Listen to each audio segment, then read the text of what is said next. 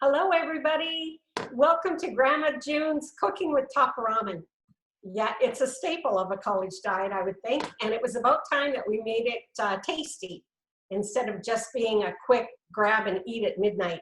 So what we're going to make today is ramen carbonara, and that kind of involves some bacon and onions and garlic all mixed together. And before you know it, you've got yourself a pretty tasty meal. So let's get started. I've already got the water boiling on the stove, and that means I can add the ramen. Any kind of ramen will do. It doesn't have to be this brand, but you definitely are going to throw away the little old packet that it comes with. In fact, I'd like you to always throw this away because to me, this is a cancer-causing agent. This is not a food item. There's just nothing in that that's good for you. So I always throw that away, and I use my own sauce when I make ramen. There's one. We're going to use two because I have my friend Jenny here manning the camera for us today. And she has a big appetite. Jenny has a big appetite. You've got that in a little tiny package is what she is. So I've got those two. They're going to start to cook. That takes about 3 minutes according to the package. So now I'm going to chop my bacon. And any size slices work. You don't have to worry about the fact that it said 1/2 inch. Just slice away. Bacon shrinks. Have some fun with it. The bacon that I selected, though, is pretty meaty. I really like to select bacon that doesn't have a lot of fat on it. So I'm not really anticipating that we're going to have a lot of fat in the pan, but we shall soon find out. So there goes the bacon. And I'm cooking with actually Canadian pots. These are pots that are sold up in Canada, and they're made out of rock. And so I only cook at medium temperature with these because they turn incredibly hot on medium. So even though the recipe does call for you to cook on medium, I think probably mine will cook a little quicker than the average person.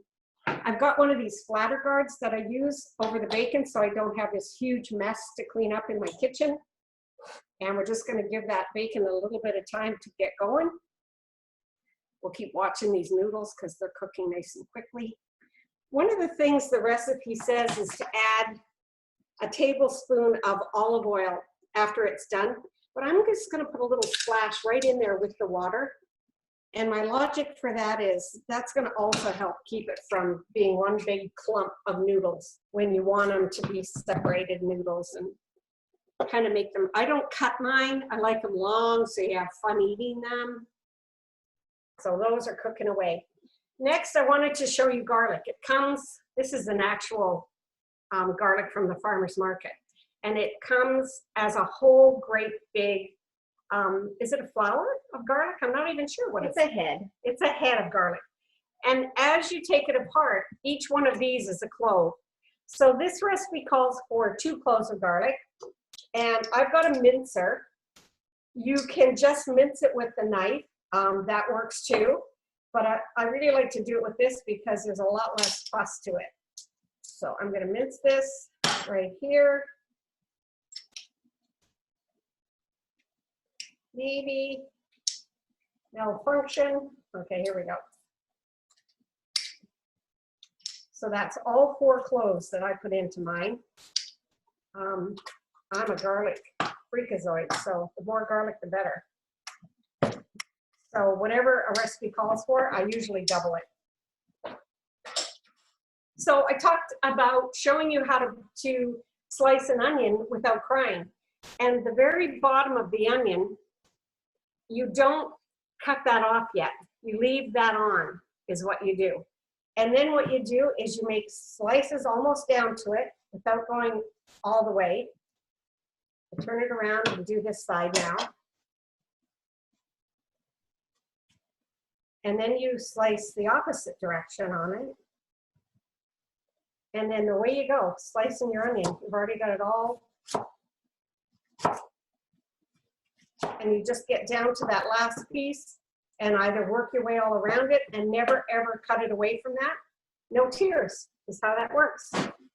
So we've got some onion here we're going to add to our bacon.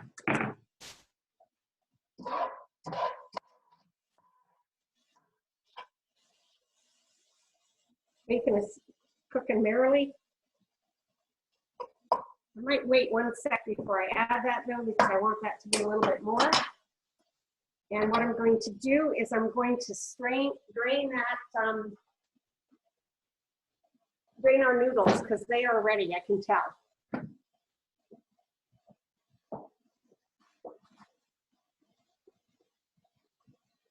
It also talks in the recipe about keeping a little bit of the water. So I'm going to get a bowl and just put some in. And we might or might not use that water. We might pour that on at the very end if the noodles seem like they're sticking together on us. So we'll put the noodles back in here.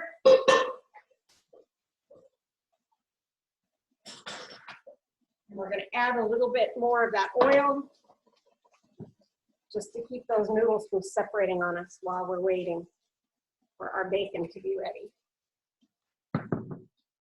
So I'm just going to use this to show you, whisk those around a little bit.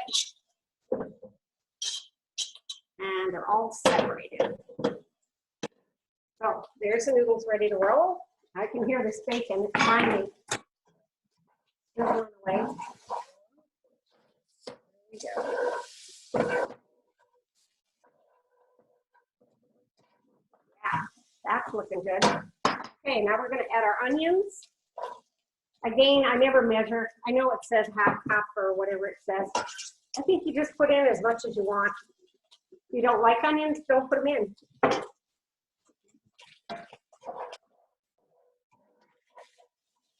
And if you're allergic to pork, then don't even use bacon.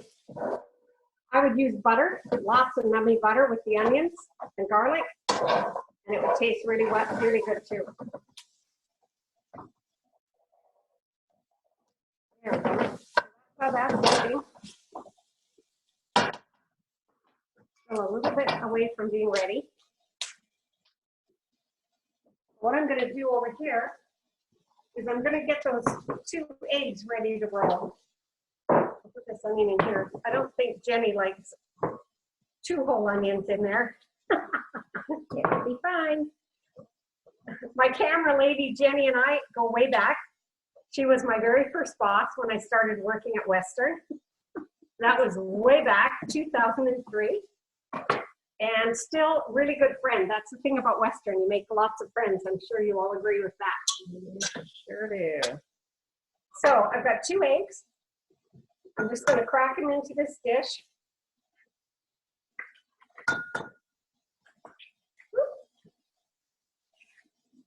And then I'm going to, you can use a I've got it all over me. You can't tell. Oh, well.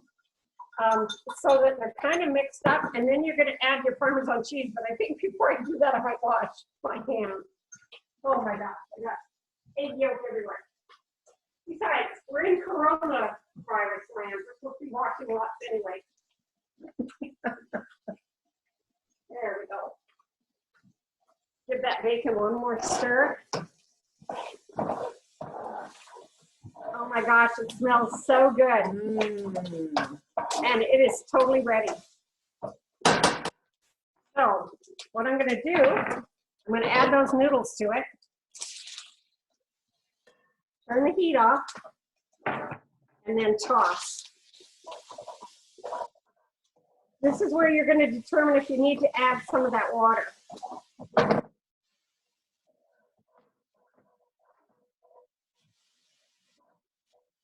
I think it could use a little tad of it, but not as much as I say. Yeah, that looks good.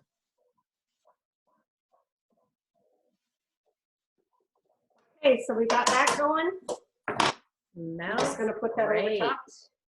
Add the Parmesan cheese. I think it calls for 3/4 of a cup. And again, I just guesstimate. That looks good. Who doesn't like cheese? Yeah. Now we're gonna mix this up. Mix the egg in. Now here's the secret to this. You don't want to have this egg cook too long. That's why we turn the heat off. It's still really, really hot. And what we want to do is incorporate this egg into it without it turning into scrambled eggs, okay? So get all that out of the bowl and then get those tongs of yours out again and go to town on mixing that up. The heat from the pan is enough to cook the egg. Oh my gosh. That looks so delish. And I would flip that over a few times because you want to make sure all of that egg has hit the bottom of the pan where it's nice and hot.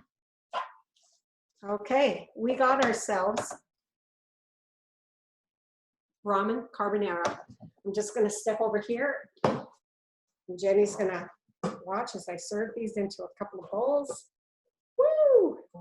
Cheesy. Very cheesy. Wow. It just sticks together. Nice. You can put a little bit of parsley on the top, salt and pepper to finish it. It would be really fabulous with a little green salad on the side. And there you go. A fancy way to cook top ramen and nobody even knows that's what it was made out of. So enjoy. Bye-bye from Grandma June's kitchen. Good job.